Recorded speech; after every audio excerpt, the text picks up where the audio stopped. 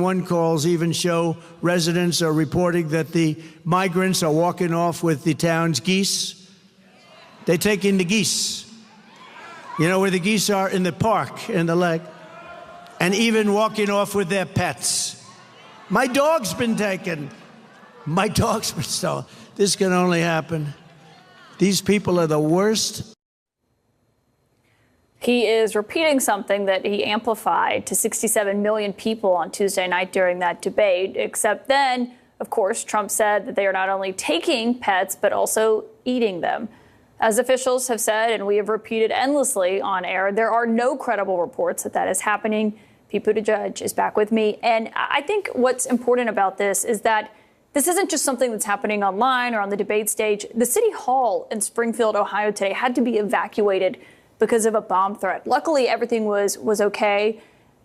But just to see the impact that something like this could be having on people's lives, what do you make of what's happening? This is a strategy. And there's even more to it than demonizing immigrants, although that's obviously part of what he's doing.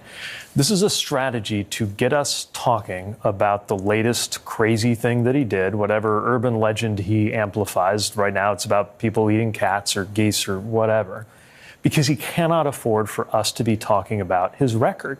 He doesn't want us talking about the fact that we lost manufacturing jobs on his watch, even before COVID, which is why the United Auto Workers are against him. He doesn't want us talking about the fact that his main economic policy promise he actually kept was to cut taxes for the rich. He doesn't want us talking about how he demolished the right to choose in this country, that he's the reason that even IVF could be banned in many places in this country. The last thing he wants us to do is to talk about his record or his agenda. So what he wants us talking about is whatever crazy nonsense he can thrust into the center of the internet and the media conversation, which this week happens to be the stuff about eating cats or dogs or geese or whatever. So you think it's just a distraction technique? Yeah, I mean, but it's one that isn't harmless, right? It's affecting this community, and it contributes to this bigger picture of demonizing immigrants. But again, this is strategic. I don't give him credit for much, but whether it's this, whether it's blurting out a racist remark in a auditorium full of black journalists, as he did a few weeks ago,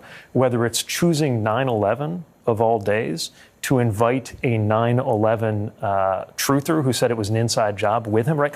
All of these things are to a purpose. And the purpose is to do something so outrageous that we have to talk about it, that journalists have to go in, if for no other reason than to run it down and debunk it when it's false.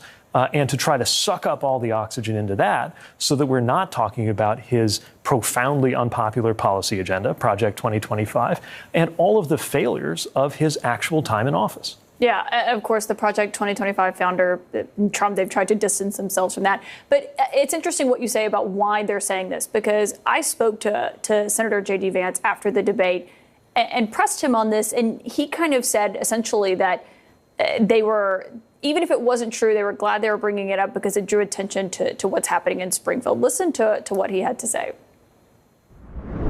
We've heard from a number of constituents on the ground, Caitlin, who both firsthand and secondhand reports saying this stuff is happening. So they very clearly, meaning the people on the ground dealing with this, think that it is happening. Senator, you talked about that your office has gotten a lot of reports. I mean, if someone calls your office and says they saw Bigfoot, that doesn't mean they saw Bigfoot. Why? I mean, you have a sense of responsibility as a running mate, and he certainly does as the candidate to not promote false information, right? Caitlin, it's a totally fair point, but nobody's calling my office and saying that they saw Bigfoot. What they're calling and saying is we're seeing migrants kidnap our dogs and cats, and city officials aren't doing anything about it. The other part of that answer was he was saying that even if they have to meme their way to get attention on Springfield, which has had 20,000 Haitian migrants move there, which is more nuanced than how it's been portrayed, he was saying it's basically kind of worth spreading information that may not be true, that we know is not true. Yeah, there's lots of different simultaneous reasons why he's going to spread lies. I still think the main one has to do with distracting from their own agenda and the things that make the Trump-Vance ticket and policies, and J.D. Vance in particular, so unpopular. Now, there's also obviously a pretty dark and twisted picture that he's painting of immigration. Earlier today, I saw that J.D. Vance went on TV and said that if immigration were part of how countries become prosperous, then, quote, America would be the most prosperous country in the world, which makes me wonder, what country does J.D. Vance think is the most prosperous country in the world, since he doesn't think it's America? And also,